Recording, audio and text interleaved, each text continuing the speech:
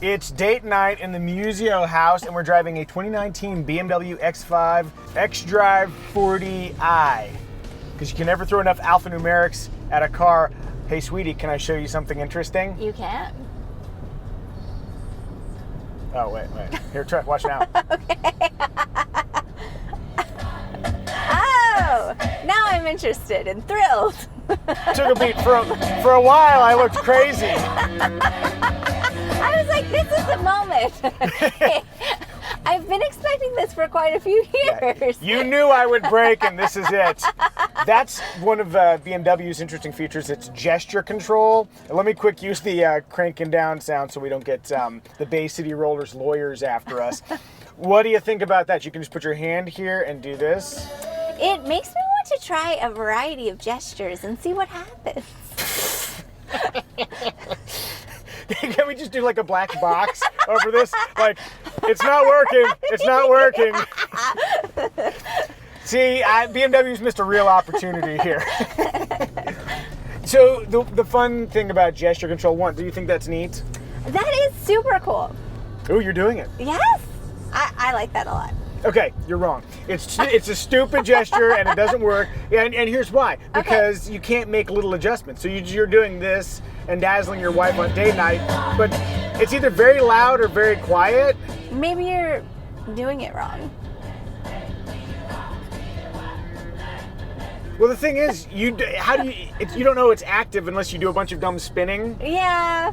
There are other gestures that you can use for like moving tracks, and it looks like you're doing this Minority Report thing. We're not going to screw around with that.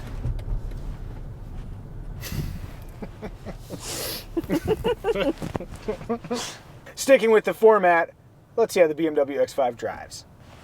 This is a great time to bring this up since Yeah. we're at a stoplight. Cue the graphic. As you might have intuited from the long string of alphanumerics I spat out earlier, this is the XDrive 40i, which means it's got an inline 6-cylinder engine. It's turbocharged, 335 horsepower, and 330 pound-feet of torque. There's going to be an edit right now, but it's definitely not me double-checking that number. And why would I need to check that number? It was correct. In standard Micah fashion, let's floor it right now for no reason, and that's reasonable getup. That's feeling nice. There is a more powerful engine. There's a twin turbo V8 available, but I don't know, for my money, I think this is just fine. As you accelerated towards the back of that VW, what I was not thinking is that what we need here is more power. Yeah, I'd like to hit the back of that car with even more force. Yeah, because what you don't want to do is be injured. You know, you want to make it a decisive impact. And we've taken a dark turn. Wow. Micah drives. Should we change from Bay City Rollers to Don't Fear the Reaper?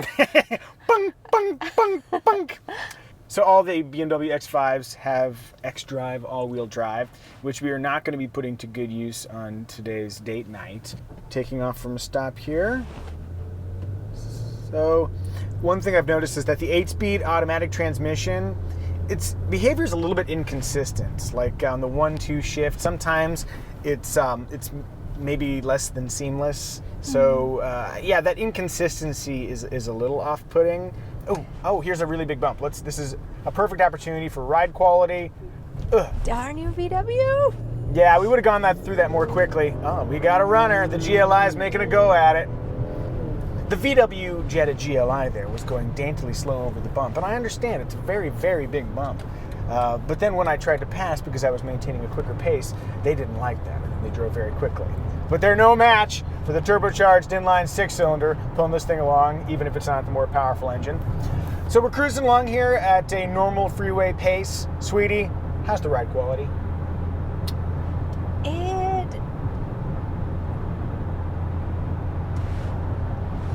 So I'm going to give you like a 6 Mississippi before I jump in and save you. No, I'm assuming I can edit this.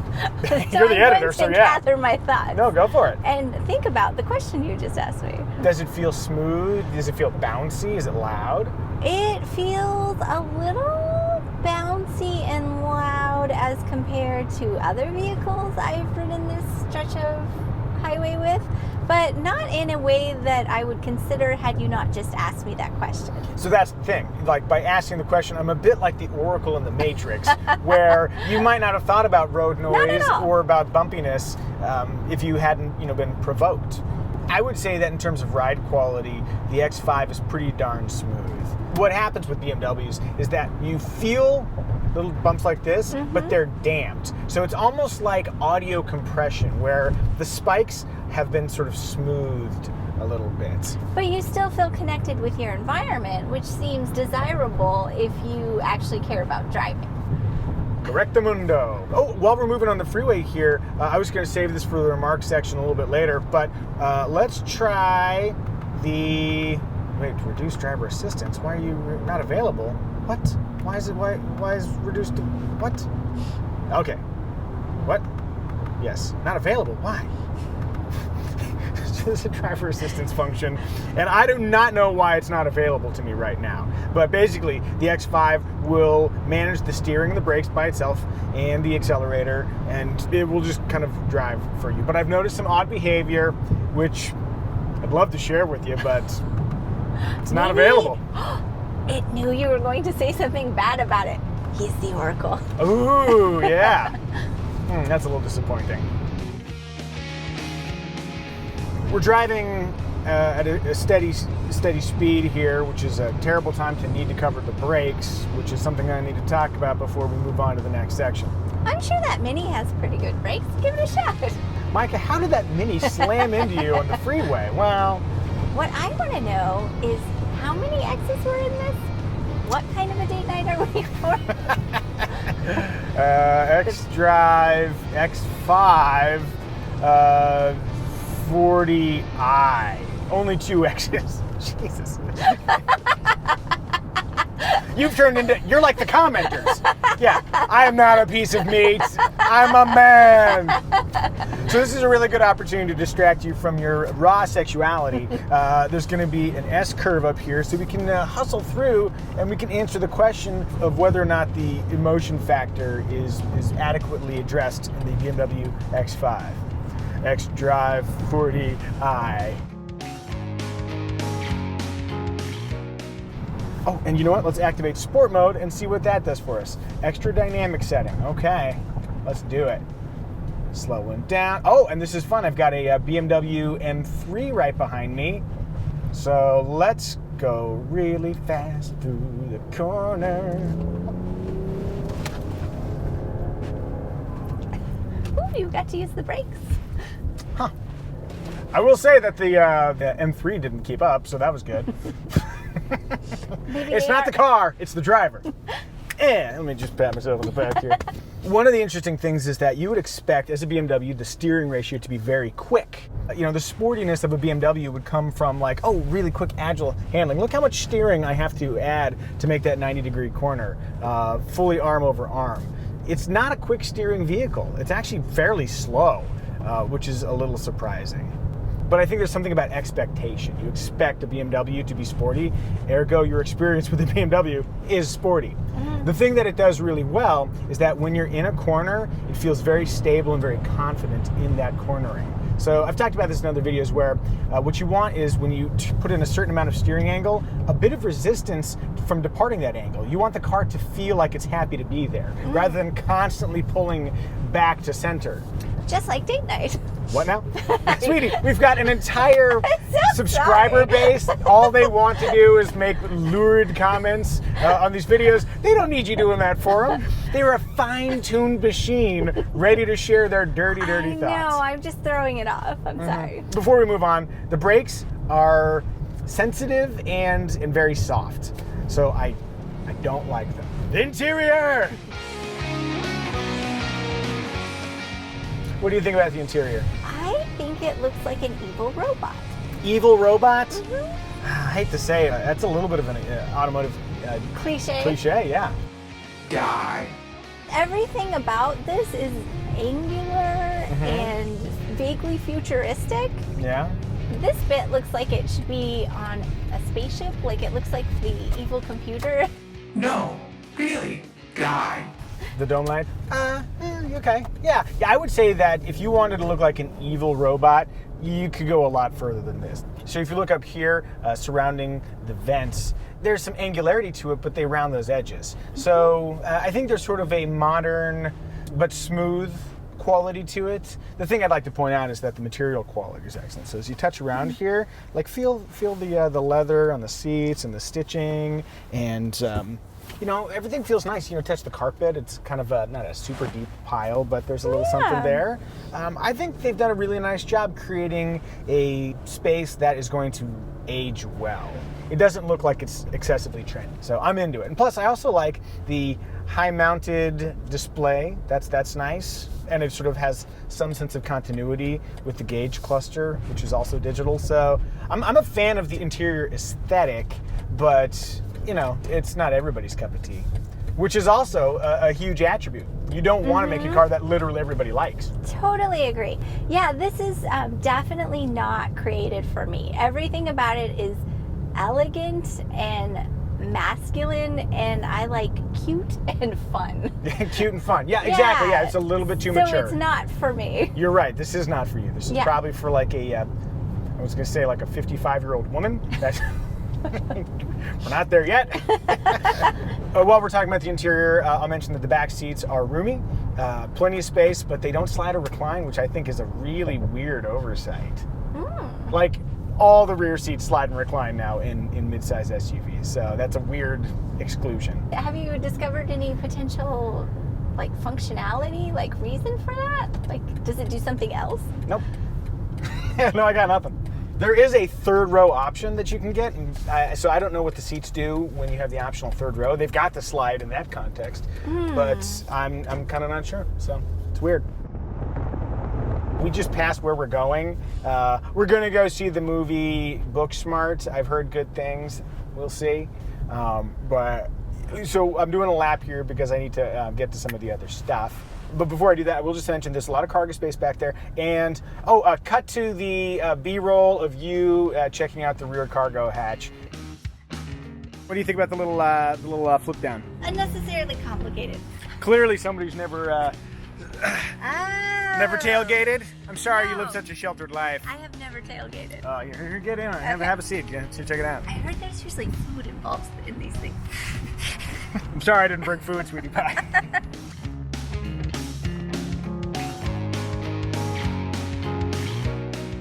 And there was that.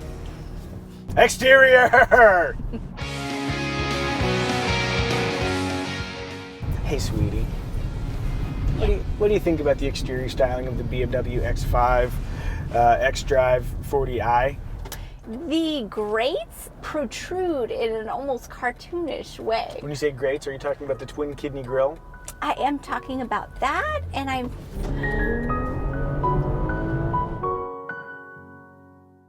What do you think the message is being conveyed by its aesthetic?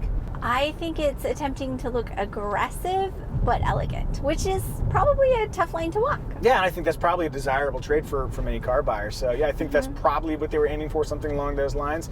It feels very much like a BMW product. There's no, when you see it, it's not like, I wonder what that is. Oh, absolutely, yeah. But of course, that's the double-edged sword of a BMW, right? Is that it looks like a lot of other BMWs. Making a car that feels very much a part of a broader collection is important, while also giving it its own distinct vibe. So yeah, I think it looks attractive. It looks like what it is, which is a fairly expensive SUV. Speaking of expensive, base price is right about $62,000.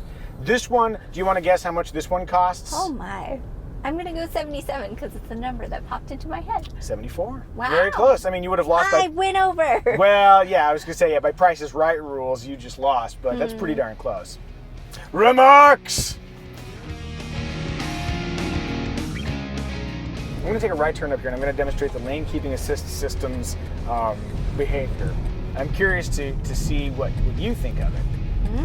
Okay, so let's get moving along at a reasonable clip.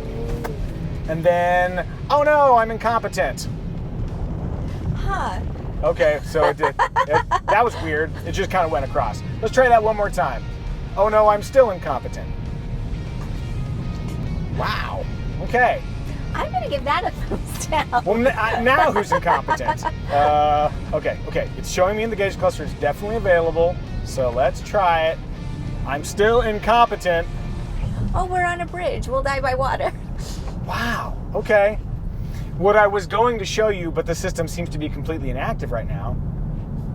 Wow, that's weird. Is it telling you that it's active and yet it's not being active? Okay, at least one intelligent safety system cannot be activated. Huh. Okay, I'm gonna stop the car. IT crowd rules. Have you tried turning it off and on again? While we're trying to find somewhere to stop and then restart the car, I will mention that the automatic engine start-stop system is fine for the most part, but then there's this odd behavior. So I'm gonna try and come to a smooth stop here, and what will sometimes happen is that nothing is working when I want it to work. Why are you so difficult, BMW X5? You're making my video hard to produce. Okay, let's try this again. Coming down here, and I'm braking, and hopefully the engine start-stop works. It's not doing it. Use your imagination. I'm going to paint a word picture for you. Sometimes the engine will shut off before you come to a complete stop. And so if you're braking at a certain pressure and the engine is running and is pulling on the torque converter, so your braking is counteracting a certain amount of pull through the drivetrain. When that pull stops, you come to a jerky stop. So that happens sometimes with the auto start-stop system. The restarts are pretty quick and smooth, and the shutdowns are fine, but because it activates just a little prematurely, you get these jerky stops. There's a note for you. Shut this thing off. All right, I'm getting out, and I'm getting back in. Boop. Were you trying to trick it? Like maybe we don't... Notice this. Okay. Witness me.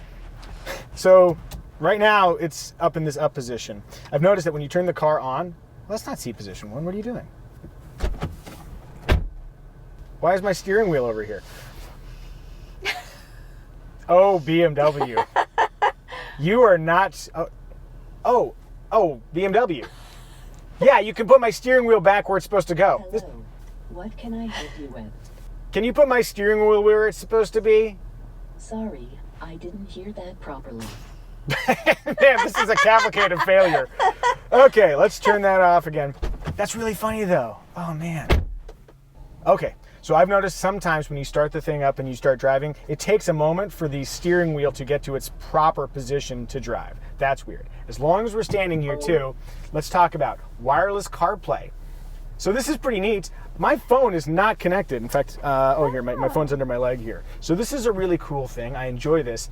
But the infotainment system, despite its vividness, is baffling. I did this in the Kelley Blue Book video. There's a complete review with Kelley Blue Book, so if you want to get into the nuances and see everything, that's a great place to do it. I'm going to show you how you change the bass. Watch.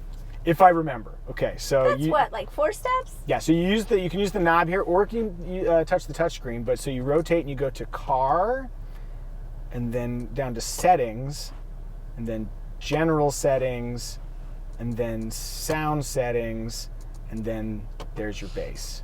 I would have never found that. I didn't find it. I had to ask the camera guys, like, hey, did you guys figure out how to change the sound? Isn't that crazy? That's crazy. This system is almost intentionally opaque. It feels like they're making it a challenge. And if you can survive this, then it's like, what was that movie from the 80s or the 90s where there's a video game and Last of the Starfighters. If you play the video game and if you beat the video game, the aliens are like, oh, this guy's, he can save us because he can fly our super fighter. Mm. That's what it's like. I'm not up to snuff, and so I don't get to become the BMW super fighter, but this car is a test. Hey, BMW, I love you. Hello, what can I help you with? Not much. Oh, I got a snortle. Good. That's good. One last thing before we move. Check this out. So this is a backup camera. This is a 360 camera. You've seen this before, right? Not this particular one. But you know what this is all about. Yeah, there's an yeah. automatic parking system. There's backup assistant where, watch, if you do this and you start backing up, it will automatically remember where you went and back up the exact same path. That is awesome. It's just showing a countdown of how many feet you can go. Isn't that awesome? You I would love that. You would love that. Terrible at backing up in a straight line. Yes, and naturally, this camera stopped working. Oh. Oh, now you... iPhone video? Wife's iPhone is going. Check this out. So we go, look at this view, and then watch. Ooh. It's like magic. It's like there's a little, a camera just flying. It's like a little drone is just flying back there. That's Isn't that very neat? cool. So you got front, back, but just that sort of left to right thing. It's a really neat thing that they do. At least that one's working. Let's go to our movie. With luck, when the light changes and I drive that direction, I will be able to demonstrate the behavior of the lane keeping assist system that I was hoping to demonstrate, unless for some reason it's just not functioning. X5, don't you fail me. Okay, here we go. Okay. See, there we go, we got the little light. Okay, watch. I am incompetent. Not active. So what I was going to demonstrate is that it looks a little something like this. When you depart your lane, the lane departure system is very aggressive. So it does like that. Now it did it. So when you depart your lane, watch again, very aggressive. It's like, I've never experienced a system that's that aggressive with the return to lane. So that'll probably save somebody who's about to crash into somebody. But what I noticed is on city streets, it'll do that when you start to get close to the left lines, which is something you do a lot if there's a line of cars parked to the right. So on multiple occasions, I've been driving along on city streets and it's detected I've gotten too close to the line and it's steered me aggressively back to the right towards cars I'm trying to give space to. Oh no. The autonomous future is not going to get here as quickly as you think is what I'm saying. What if there's a cyclist? That's another reason why you might be slightly over. That's why you need a human driving in the seat. We've arrived at our destination, so let me synopsize. Okay, I think I've got it. The BMW X5 is fancy and indulgent, but there's some aspects of it that are exclusive and made to make you feel kind of dumb. To me, it's like high tea. Like, oh, okay, this is sort of a nice thing and I'm indulging, but also, which spoon do I use for this? I don't know, man. There's a lot of silverware here. I don't know what to do with this. I think the X5 is the high tea of luxury SUVs. Well said.